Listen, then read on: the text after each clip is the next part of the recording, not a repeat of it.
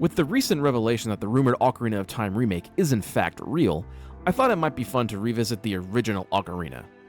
I know I recently did a full playthrough, but today I want to focus on the biggest thing that makes Zelda games, well, Zelda games, the dungeons. Or temples, as this game refers to most of them. Ocarina of Time has arguably the best lineup of dungeons in the entire franchise, with Skyward Sword being my dark horse pick for number 2. This got me thinking, how would I rank all of the dungeons in Ocarina? So I took some time and considered every aspect I could think of. Design, music, enemies, vibes? Before we jump in, I just have to preface by saying that, at least to me, Ocarina of Time doesn't have any bad dungeons. If your favorite is low, that doesn't mean that it sucks. It's just a different tier of goodness. Also, bit of a disclaimer, I'm actually including Ganon's Tower in this list. I know most people don't, but it's long enough, I think, for me to just go ahead and include it. That being said, Bottom of the Well and Ice Cavern will not be included, as those are more mini-dungeons. So, let's not waste any more time. Here are my rankings for every dungeon in The Legend of Zelda: Ocarina of Time. First off, at number 9, we have Dodongo's Cavern. Of all the dungeons in Ocarina, this one is the most mid, I guess. The only thing that ever really stands out to me about the whole dungeon is the funny noises the Lizalfos enemies make.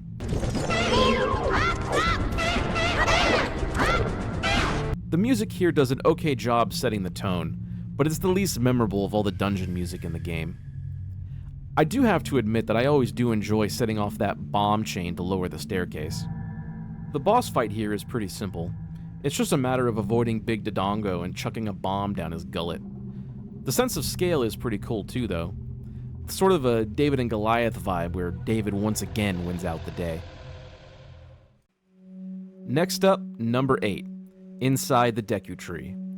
A lot of the first dungeons in Zelda games tend to be super easy and quick, and Inside the Deku Tree is no different. However, the music and overall visual design of this dungeon do a great job setting the atmosphere, making what could be a standard tutorial dungeon a memorable one. Including the slingshot item in this dungeon also does a great job in showing the player the first-person aiming mechanic you'll later use for items such as the bow and arrow and boomerang. The boss of the Deku Tree is Goma, who has appeared in many Zelda games since. I especially love the intro with the gross rolling back of the eye. Ick. Oh, and always remember, 23 is number 1.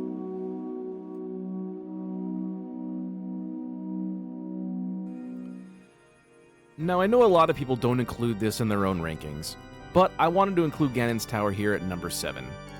Sure, it's made up of sections from other dungeons in the game, but since these have their own unique puzzles or gimmicks, I think it's worth including.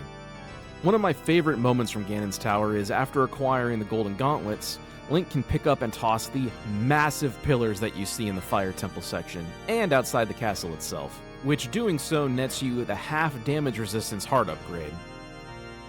The biggest highlight, though, comes with the climb up the winding staircases while the music provided by Ganondorf himself gets louder the closer the top you get.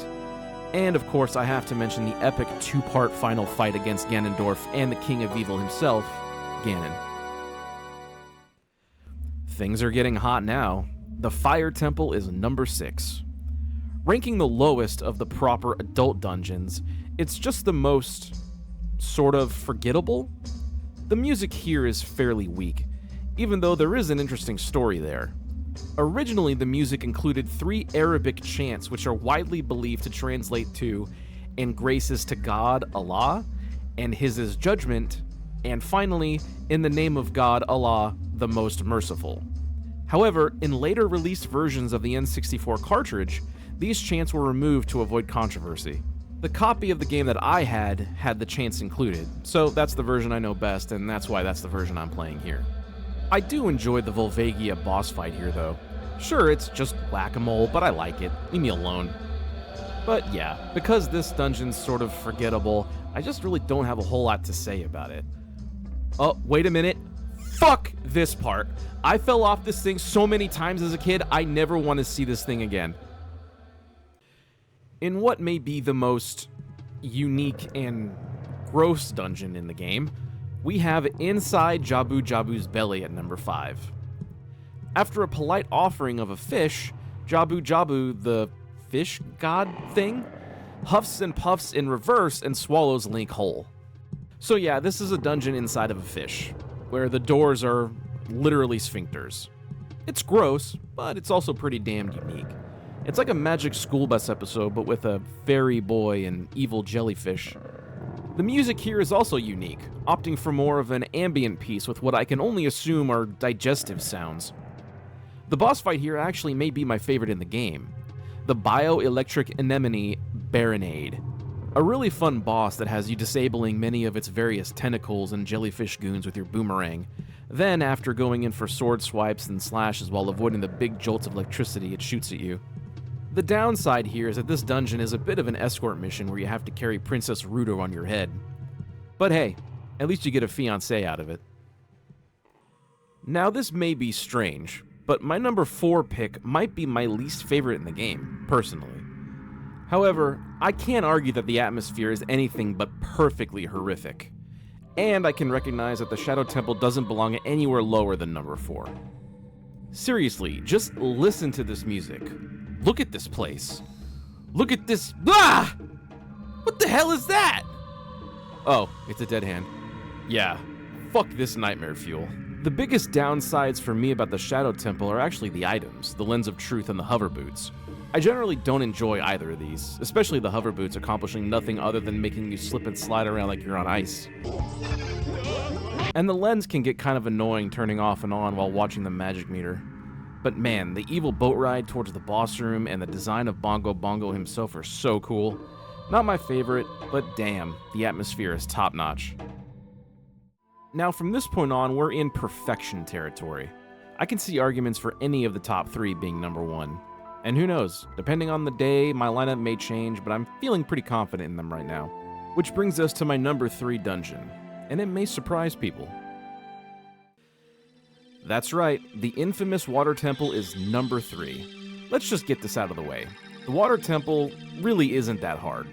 The only tricky part can be knowing when and what level to set the water at, but once you do, it's easy. Once you understand that the entire dungeon revolves around manipulating a single central structure, everything suddenly clicks. The music here is fantastic.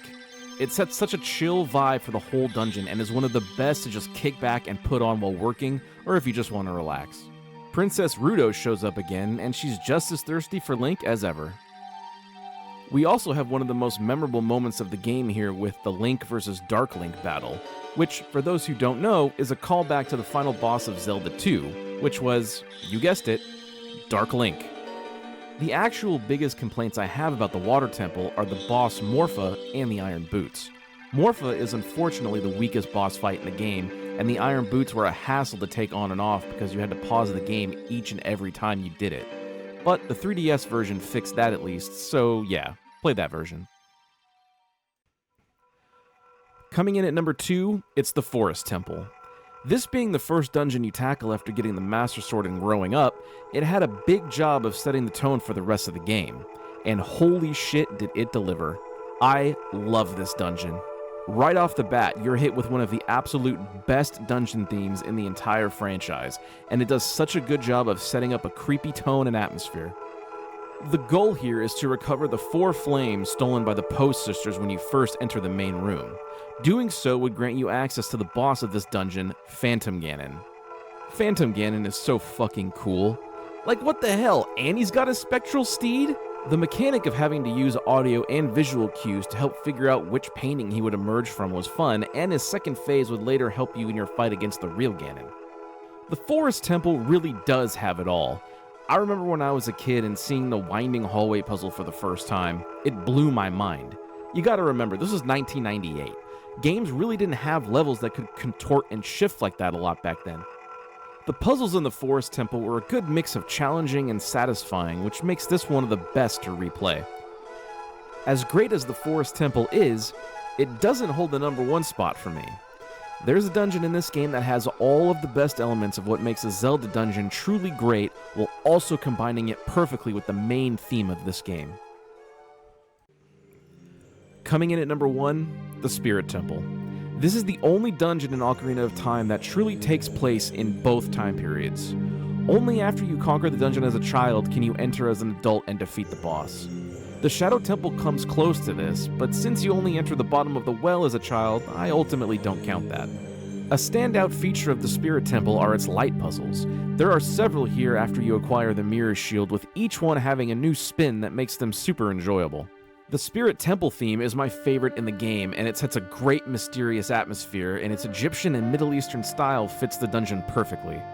The Twin Rova boss fight also makes great use of Mirror Shield, having you reflect and absorb their fire and ice attacks. Most notably in the second phase after they fuse, where you have to absorb the same elemental attack 3 times before launching it back at the now combined sisters.